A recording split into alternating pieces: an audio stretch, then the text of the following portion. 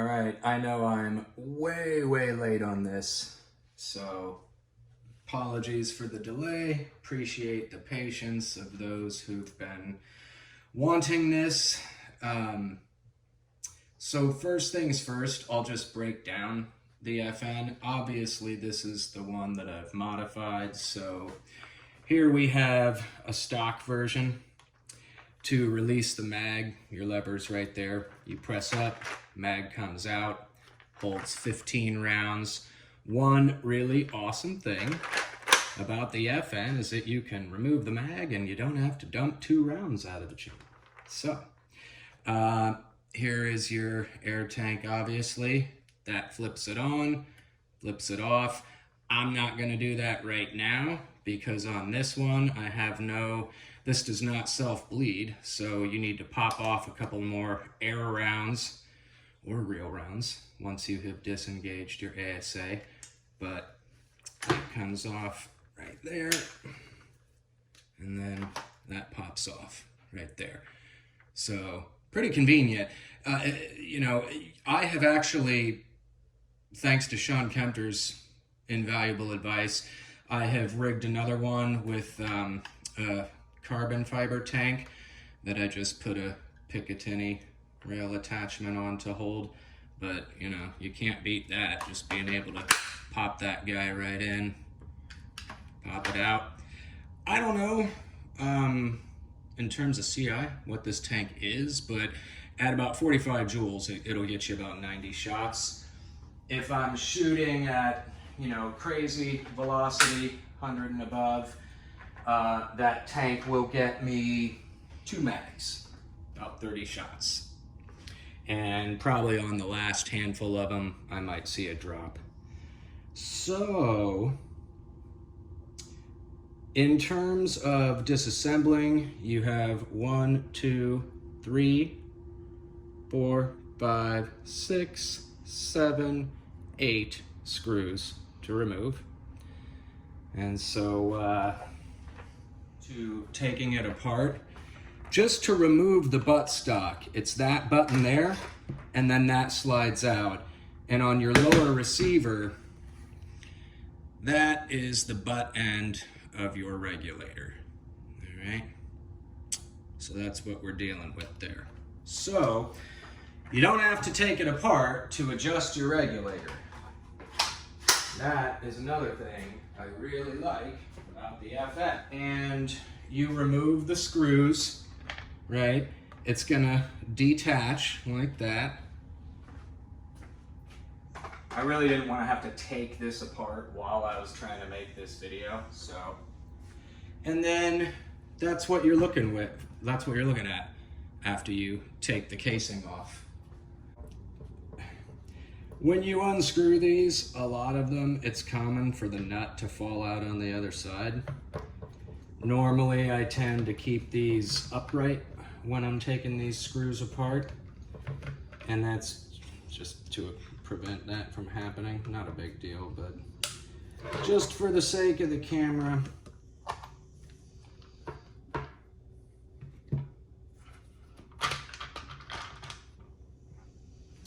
All right. So I've loosened all the screws. One thing I probably could have and should have done first would be to remove the buttstock. But you can actually leave the buttstock on while you're working on this. You don't have to take it off. There we go. And then you just kind of weave it through the whip. And set your nuts and screws aside. This lifts right out. So we'll flip that over, and we'll set these over for now. Now we have our frame. Flipping it over, to remove your internals, you gotta remove that screw there, and this has some spring tension on it, so you kind of want to hold it there while you are undoing your screw.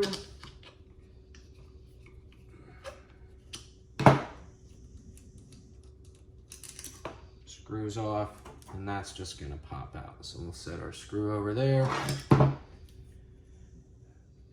and then she comes out there. Okay, so we'll set the frame aside, take the bolt or the spring off, take the bolt off. There's the best firing pin I've ever discovered on a less lethal marker. Sucker does not break, probably because there is no set screw. So there we have it.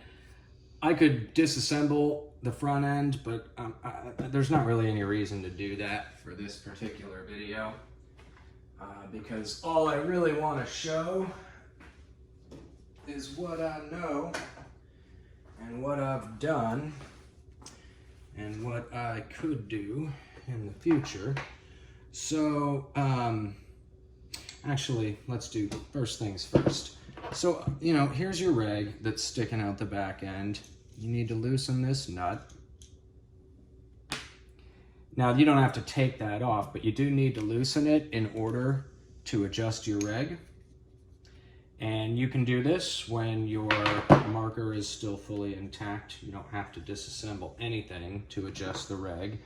You just got to get the appropriate size Allen wrench, and you're going clockwise if you're going to turn the velocity up, counterclockwise if you're going to turn it down.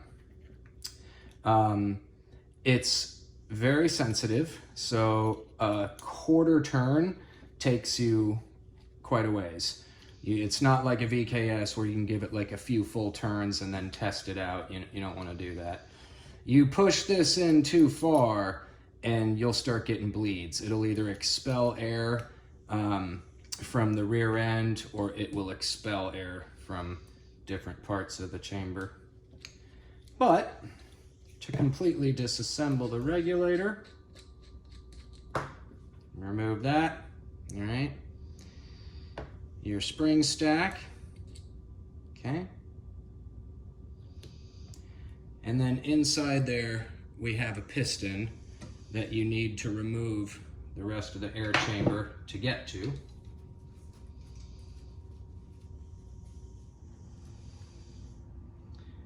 All right, so I just wanted to give that a little crank with a wrench to get it loose, but now you remove the air chamber, okay? Now, before I go any further, let's address the obvious modding option here. You could just cap that right there. Remove the entire regulator and just cap your air chamber there, and then your velocity will be determined by the output pressure of your tank. Option number one. Have I done it yet? No. Does the VKS or the FSC cap fit in there? No, it doesn't. Wouldn't it be great if it did? But it doesn't. So I either need to take the time to find one that does, which I haven't even tried yet, or a machinist needs to make one. You're welcome, Daniel. So then we're going to take this O-ring off. Right there. Give that a little push. I actually like to use one of my Allen wrenches. So give that, or from the regulator, excuse me. And so just so you know what I'm doing here, I'm removing the piston from the regulator. All right, that's all I'm doing, just popping that out there. So there's our piston, okay? That is a nut, that black piece. Let me get in front of the camera a little closer. And behind that nut is a very small velocity spring. So here's option number two. You take an Allen wrench and you tighten the nut to put more pressure on the velocity spring. This is a tricky problem though, because this nut is Loctited in there, and you know, you could try a heat gun, but then you risk ruining the internals of the piston. I haven't tried that yet. You could try boiling it. I tried that, not very successful. But once you do get that Loctite loosened, there's your solution right there. You can crank all the way in, and you can crank back out. Now here's what you gotta watch out for. This piston is made of very weak, brittle brass. The nut and the Loctite are both a hell of a lot stronger. So, let's say you were real careful and you just heated this up, you know, careful not to go down here, and then you got your Allen wrench in there and you give it a real firm crank. There's a good chance that before that Loctite breaks, the brass on this piston will break with the nut inside of it, right where the nut ends. So it'll snap off right about there. You'll give it a crank to loosen it, and it snaps in half. The piece that the nut is in that lands on your table is now fully detached from the piston. I think I've been clear about that. Let me show you what that looks like.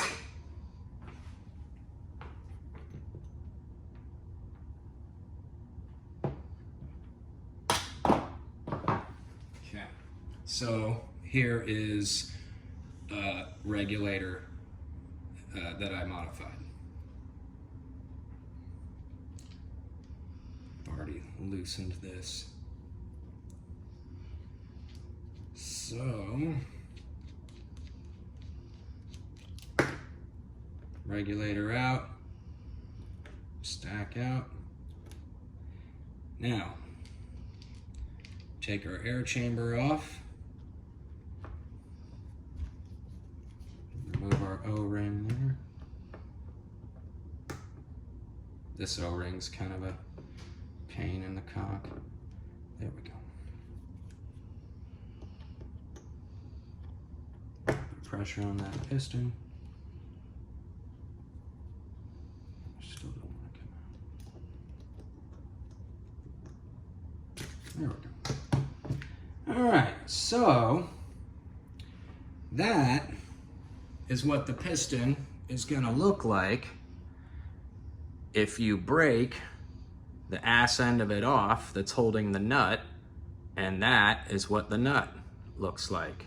And there is your velocity spring, which won't fall out when this happens. Okay? So I wanted to show the 3 different ways. This is a way that I learned by default on accident, obviously, the first one that I modified, okay? But here's the good news. When you break it, you've accomplished your task.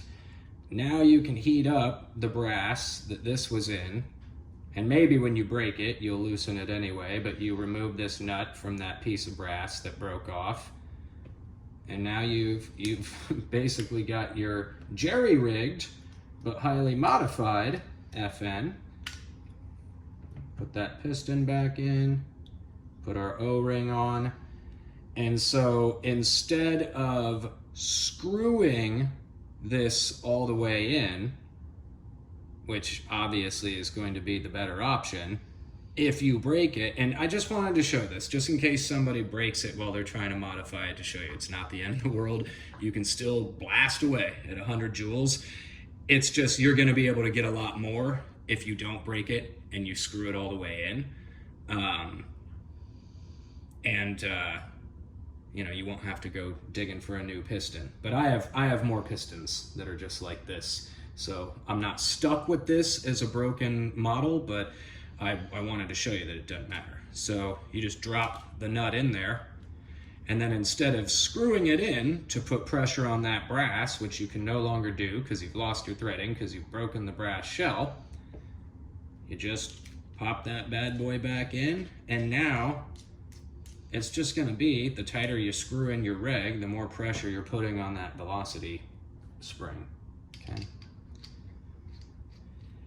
But, so when you break it, and let's say you got the broken mod, right? If you break your piston, then you just drop the nut in, you screw your velocity screw back in with the spring stack inside of it. So you're just putting pressure on the pin now as you put more pressure on the nut as you screw in.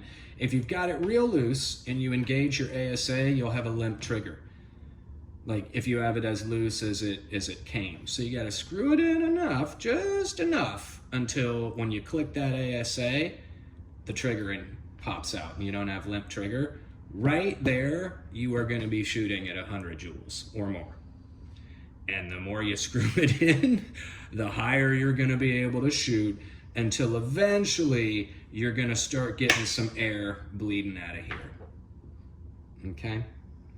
And I plan on addressing that as soon as I have the time to learn a little bit more and get past that problem. I mean, there's a chance this thing could shoot.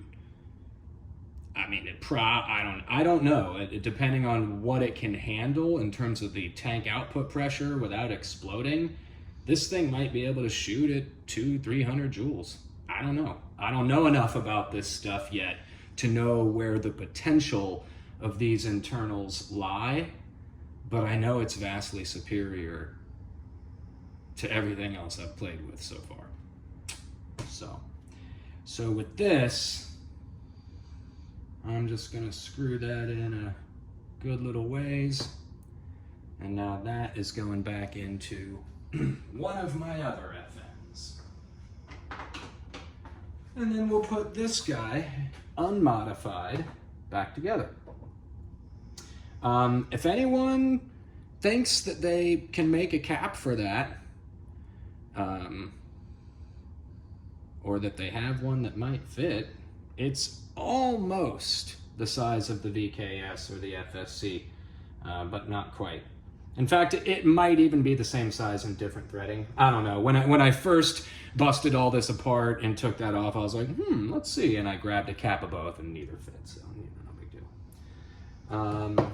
On that note, so VKS cap.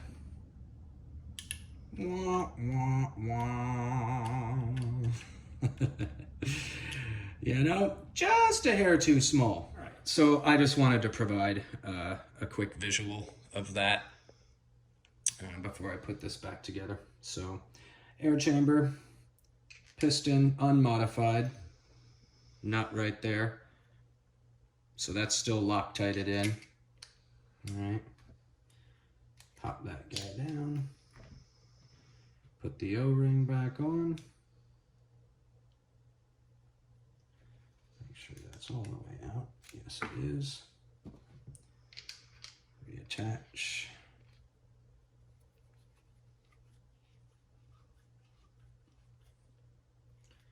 Give it a little crank here.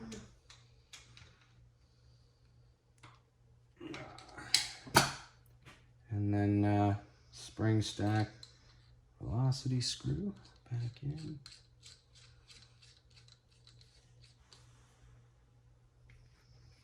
Just gonna give that, oops, a couple little cranks for now. There you go. Put our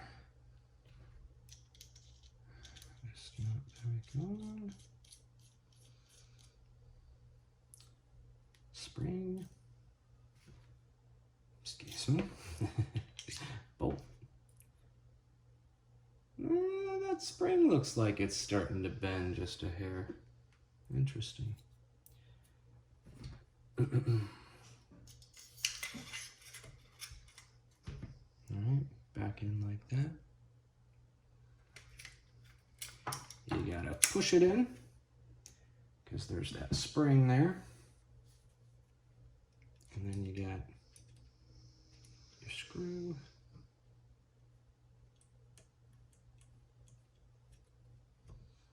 Okay. Got a little bit of a push there.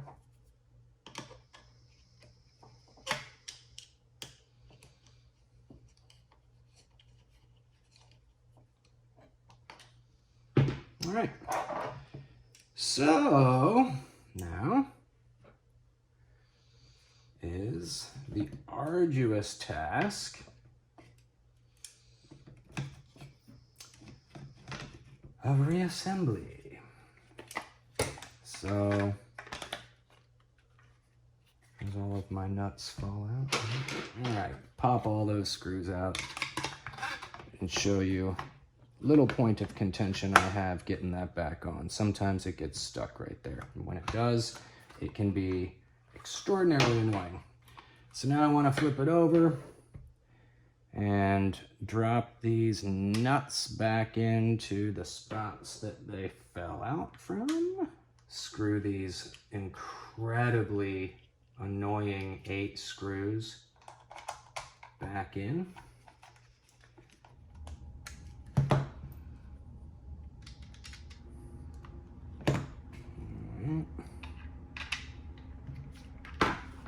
These screws in the very back, better to have a longer Allen wrench so you can get past that whip, which can make this kind of tedious. Right on in there. Now, one thing, you don't want to get into the habit of grabbing it like that. You want to be real careful to keep your hand and fingers the hell out of there. Yeah, just get used to grabbing it on either of these hand grips. Just make sure you keep your fingers out of there. No, it has not happened to me, but you know, can you imagine how much that would suck if your finger was in there and you don't have the discipline to be like that and you're like that, and these triggers, no pressure at all to get this to go to, oh fuck, it would suck. So don't do that. I was playing with Molon Lebe today, and I finally got I got her polished up with the tank and the barrel painted in metallic silver. And that handguard I am madly in love with, and it is not cheap. It's a very expensive handguard, but I figured for at least one build, I was just gonna go all out. I really love the way you can see that silver metallic through Molon Lebe. Charles Woods mock suppressor. Right now, just a 13 CI pepperball tank with your standard MCS buttstock, which I think I'm gonna actually paint that matte black. It's a little shiny for me. Big fan of matte, I am. 10 round magazine, as always. And the only reason the front sight has been removed is because I have a Siley red dot that sits right there. All right, now you'll notice something special about Molon Lebe's handguard. It comes with that top Picatinny rail. I put the bottom one on so that I could mount that on there, all right? Why was it so important for me to be able to mount that underneath my VKS? Well, because that is designed so that your FN303 slides right onto it, okay?